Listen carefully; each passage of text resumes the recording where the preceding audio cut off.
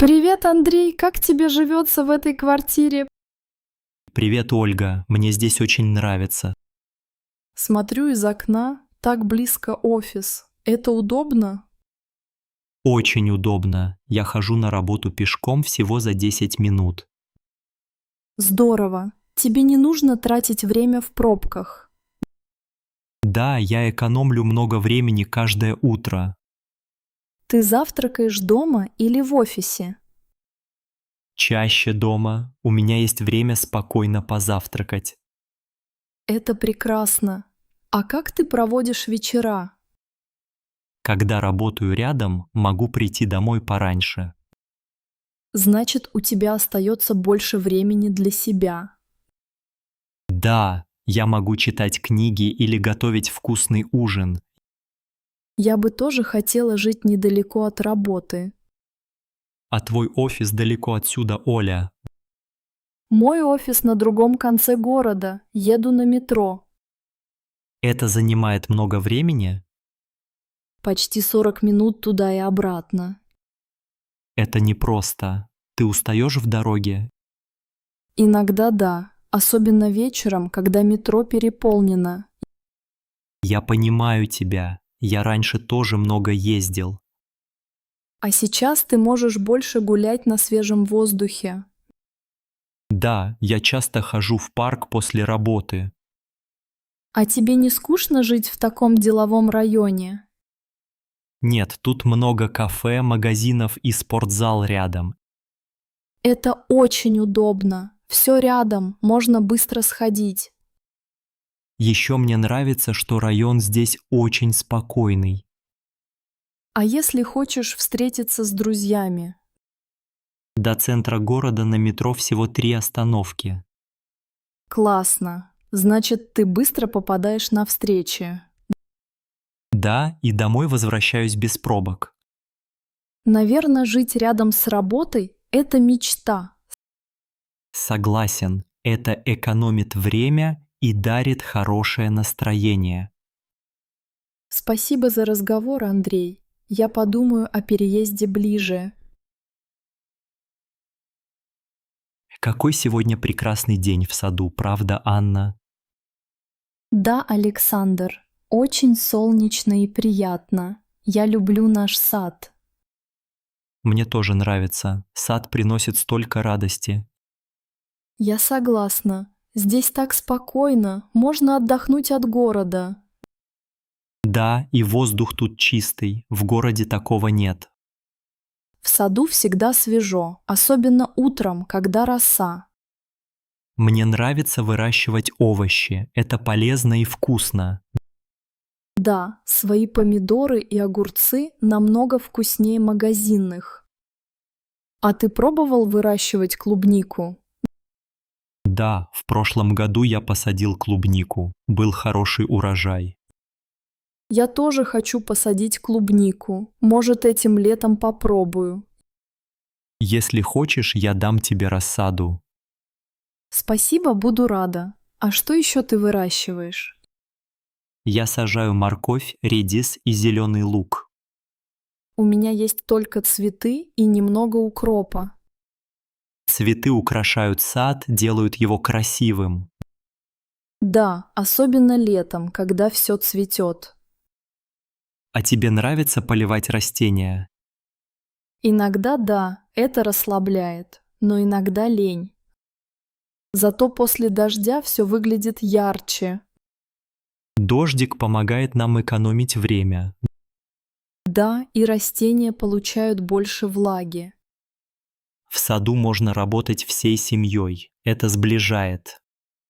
Мы с дочерью часто сажаем цветы вместе.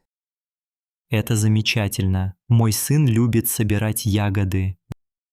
Дети учатся ухаживать за природой в саду. Согласен. И, конечно, свежие продукты на столе. Свежая зелень всегда под рукой. Это так удобно.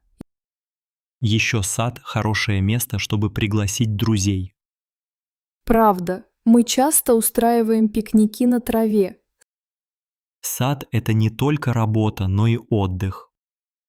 Полностью согласна. Мне здесь очень нравится. Давай еще что-нибудь посадим вместе в этом году. Давай, это отличная идея, Александр. Здравствуйте, вы давно ждете? Здравствуйте. Да, уже почти час сижу здесь.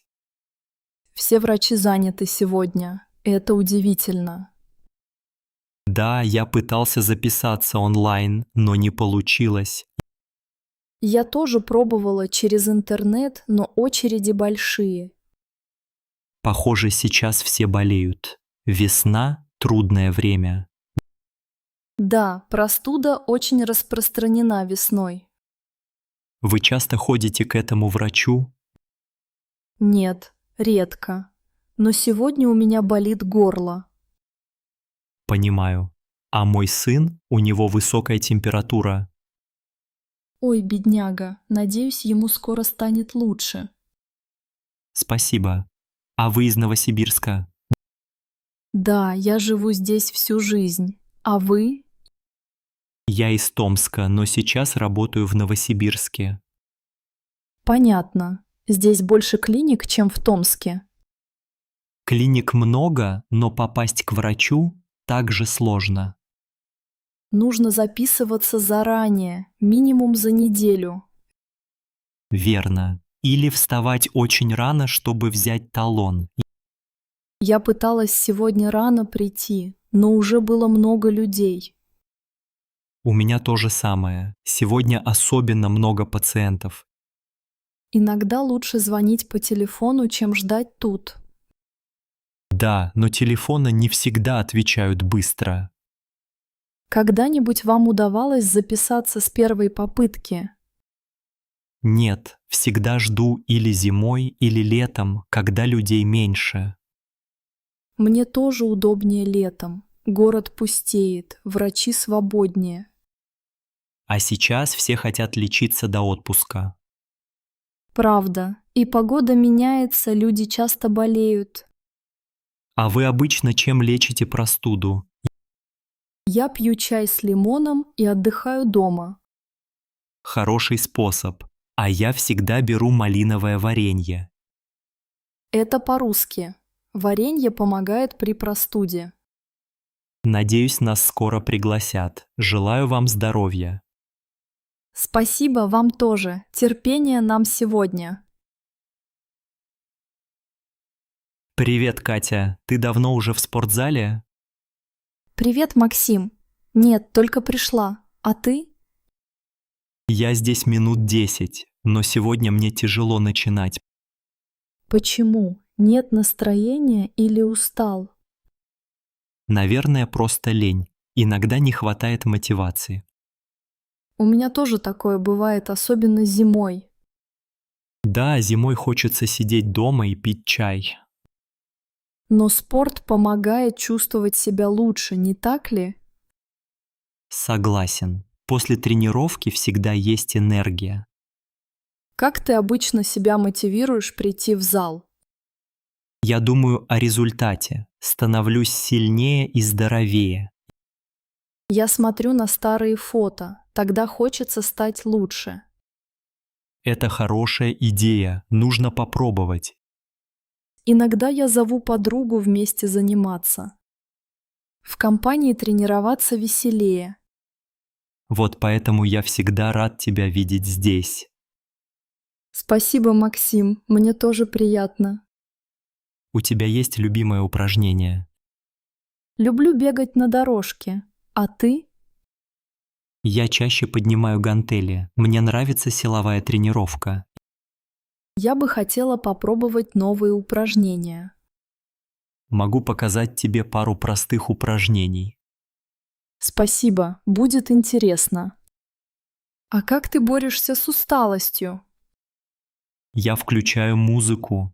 Так легче заниматься. Да, музыка очень помогает.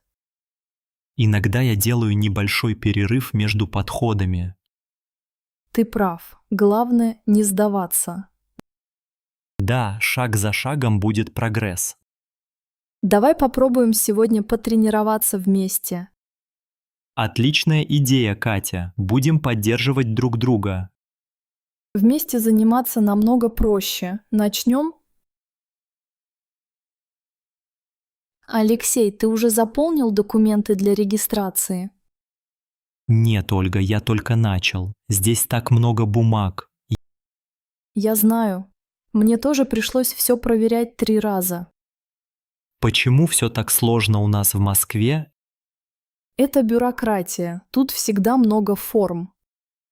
А зачем нужно столько копий паспорта? Я не понимаю. У меня уже целая стопка копий. А еще они просили ксерокопии ИНН. И НН тоже. У меня же его нет. Ты можешь получить ИНН через госуслуги. Я пытался, но пароль забыл. Попробуй восстановить его через телефон. Ладно, вечером попробую снова. Еще нужна справка с места жительства. О, эту справку мне дали на работе. Очень хорошо. Она всегда нужна для любых дел. А тебя не злит, что все так долго? Конечно, очень устаю от этих очередей. В прошлом году я ждал в МФЦ 3 часа. О, у меня рекорд 4 часа на почте.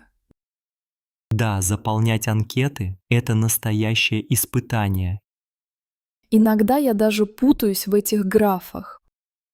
Можно ошибиться, и потом надо все переделывать. Да, тогда снова ждать и собирать документы. Мне кажется, у нас самые сложные правила. В Германии тоже есть бюрократия, но проще. Я бы и сам хотел работать в другой стране. Главное – терпение. Мы справимся и здесь. Хорошо, давай попробуем заполнить вместе. Давай, если что, проверим друг за другом. Спасибо, Ольга, с тобой легче работать. И тебе спасибо. Вместе все получится. Артём, можно с тобой поговорить немного? Конечно, мама. О чем ты хочешь поговорить? Тебе уже 20 лет. Это серьезный возраст. Взрослая жизнь начинается с ответственностей.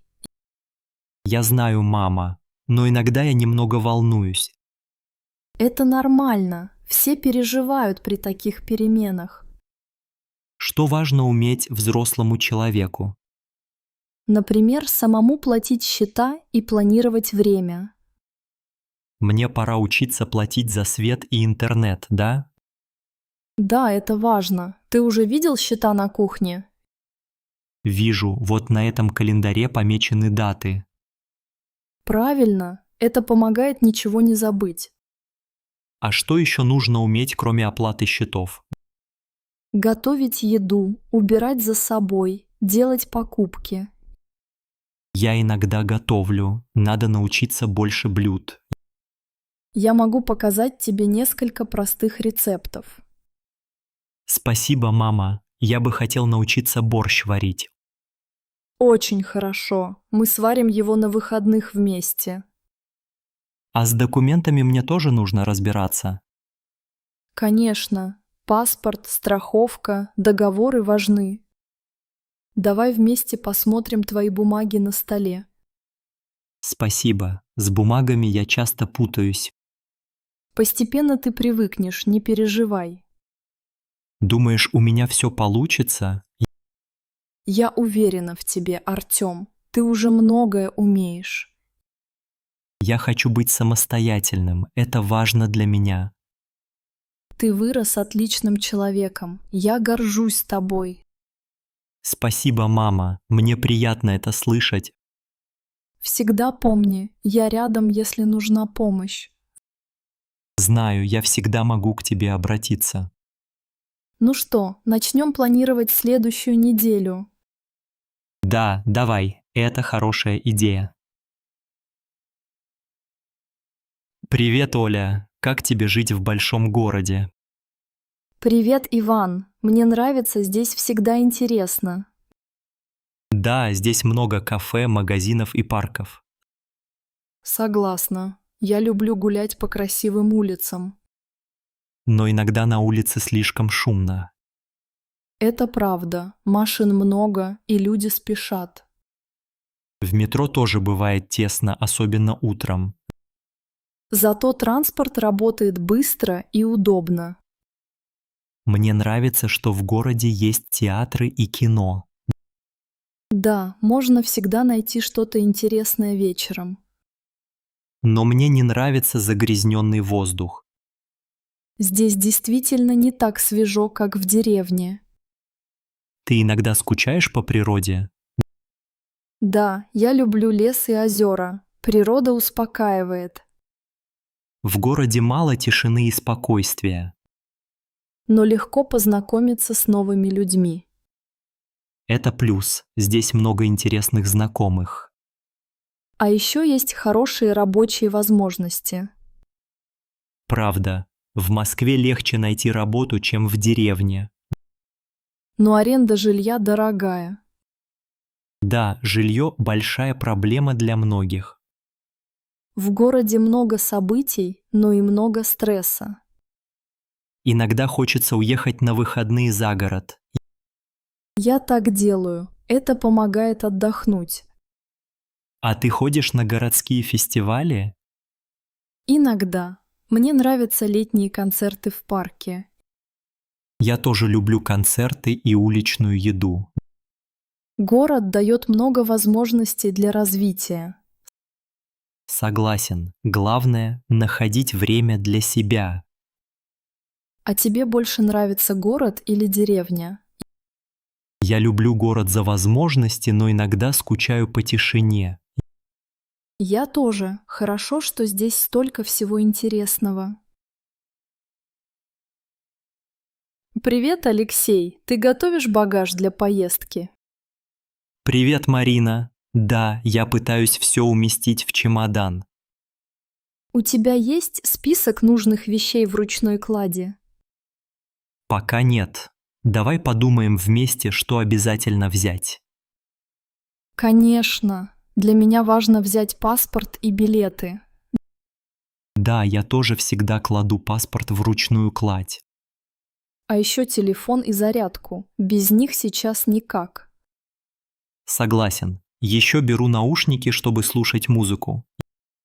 Я тоже беру наушники. Ты кладешь журнал или книгу? Да, я взял книгу по истории Москвы. А ты? Я люблю читать журналы в самолете. Это удобно. Ты берешь воду или снеки на борт? Воду нельзя проносить, но я беру шоколадку или орехи. Я тоже беру немного печенья и яблоко. Еще нужны салфетки и антисептик для рук. Точно, особенно сейчас это нужно. Ты берешь смену одежды в ручную кладь? Обычно да, на всякий случай футболку и носки. У меня всегда есть теплый шарф. В самолете бывает холодно. Хорошая идея. Я возьму толстовку. Ты берешь зубную щетку и пасту? Беру маленький набор для гигиены. А ты? Да, удобно освежиться перед выходом из самолета. У меня есть и небольшая косметичка со средствами. Я тоже кладу крем для рук и бальзам для губ. Ты забыла про солнечные очки. Вдруг будет ярко. Точно. Спасибо, я их сейчас положу. Все, мой чемодан почти готов. Осталось закрыть его. И у меня все готово. Можно спокойно отдыхать. Спасибо, Марина, вместе собирать вещи легче. Спасибо тебе, Алексей. Хорошего тебе путешествия. Олег, посмотри на этих голубей возле нашей скамейки. Да, Ирина, их здесь так много сегодня. Наверное, кто-то недавно кормил их хлебом. Видишь ту женщину в красной куртке? Она с крошками. Да, я вижу. Голуби всегда прилетают к ней. Детям нравится кормить птиц в парке. Это правда. Моя дочь тоже любит давать хлеб голубям. А моя бабушка всегда приносила пшено для птиц. Интересно, а можно ли кормить их хлебом? Некоторые говорят, что хлеб вреден для голубей. Вот почему иногда возле парка висят таблички «Не кормить». Недавно я читал статью об этом в газете «Московские новости». Правда? И что советуют специалисты? Они рекомендуют давать зерно или специальные смеси. Мне кажется, лучше натуральная еда для птиц. Согласен, голуби часто ищут корм на земле. Смотри, как они быстро собираются вокруг еды, Они совсем не боятся людей. потому что их здесь часто кормят, особенно летом. Зимой им труднее искать пищу, тогда люди помогают больше. В Санкт-Петербурге на Невском голубей еще больше. Там тоже много туристов, и все приносят корм. Иногда голуби создают много шума и грязи. Да, и некоторые боятся их большого количества. Но все равно приятно наблюдать за птицами в парке. Я согласен, это как маленькое представление. А ты когда-нибудь кормил голубей сам? Да, в детстве мы часто гуляли с мамой и кормили их. И я тоже. Это было весело и интересно. Возможно, когда-нибудь приведем сюда своих детей. Обязательно. Ведь заботиться о природе очень важно. Смотри, голуби садятся прямо на колени той девочки. Она счастлива, а мы с тобой вспоминаем детство. Здравствуйте. Чем могу вам помочь? Здравствуйте, я только что приехал в Санкт-Петербург. Добро пожаловать. Какой у вас план в городе? Я хочу посмотреть Эрмитаж и погулять в центре. Это отличная идея. Будьте, пожалуйста, осторожны. Почему? Есть какие-то опасности для туристов? Да, иногда туристов пытаются обмануть. Что вы имеете в виду? Например, фальшивые такси на вокзале. Они берут слишком много денег за поездку. Как мне отличить настоящее такси? Ищите желтую машину с логотипом и счетчиком. Не садитесь в машины без опознавательных знаков. Спасибо, это важно знать. Также остерегайтесь незнакомцев на улице. Почему? Что могут сделать незнакомцы? Иногда предлагают выгодный обмен валюты. Но это часто ловушка для туристов. Где лучше менять деньги? Только в банке или официальном обменнике. Я понял. А что еще важно знать? Иногда на улице продают билеты фальшивые. Покупайте билеты только на кассе или онлайн. Спасибо, я куплю билет в музей заранее. Очень хорошо, это безопаснее. И будьте внимательны с кошельком в транспорте. Вы имеете в виду карманников? Да, держите сумку перед собой в автобусе или метро. Спасибо вам за хорошие советы. Пожалуйста, если будут вопросы, спрашивайте. Спасибо за помощь. Теперь я чувствую себя спокойнее. Желаю хорошего отдыха и приятных впечатлений.